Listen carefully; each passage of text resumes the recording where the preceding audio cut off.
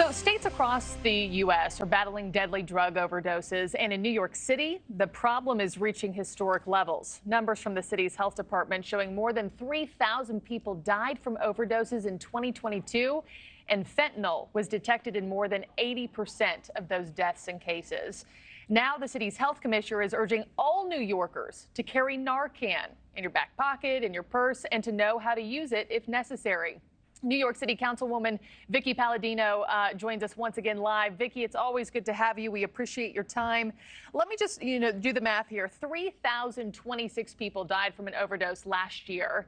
That means one person died of an overdose in New York City every 3 hours. Right. And I will preface this by saying we've all seen how successful Narcan is at practically resurrecting people from the dead who have OD'd. But do you worry that this will just encourage addicts to keep on using? Like, okay, if every person walking down the street has it in their back pocket, then someone will come to my rescue. That's correct. Here in the city of Yes, we have legalized all hard drugs. Okay, and once again, we put the cart before the cart before the horse.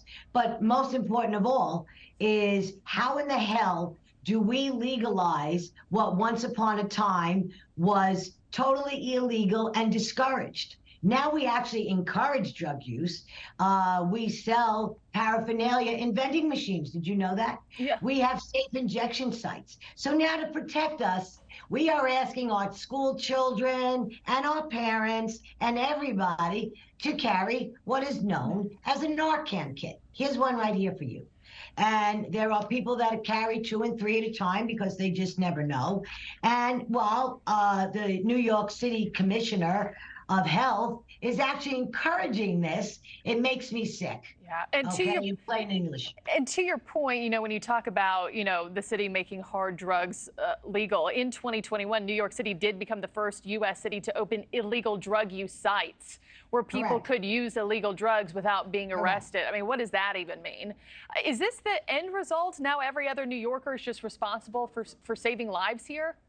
Well, it sounds that way, doesn't it? I mean, they're making you, an average citizen, if they see somebody, God forbid, go into these overdose thing that they go into, the seizure, whatever it is, on a train or a bus, you could help somebody, which is a good thing. But what we're not getting to once again is the actual root of why this is happening.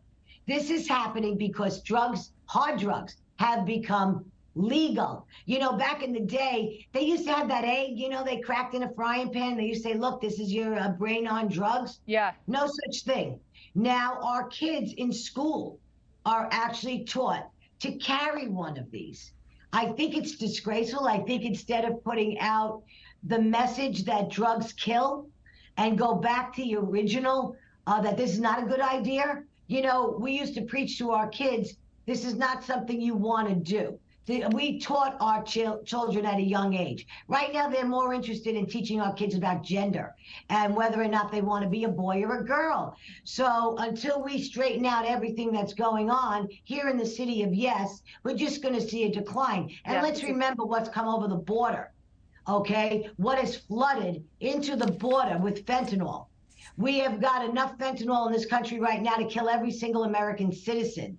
So this is fentanyl poisoning. Everybody's got to stop talking about fentanyl overdosing. It's fentanyl poisoning in the opioid addictions that we've got. I know you have been on this show, this network, several times talking about the migrant surge, the pressures that New York City is feeling. I was wondering if you thought the timing of this announcement from the health commissioner had anything to do with that. But lastly, let's talk about solutions, Vickie, because I don't want to leave here without, talking about what could be done.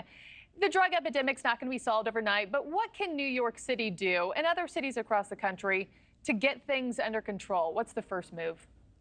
Well, the first move is to stop passing these ridiculous laws that legalize all of this. We have to be sensible. We got to this spot because of this mindset that we are supposed to understand, and we do to a point. But what do we do about this? We have to elect leaders that lead.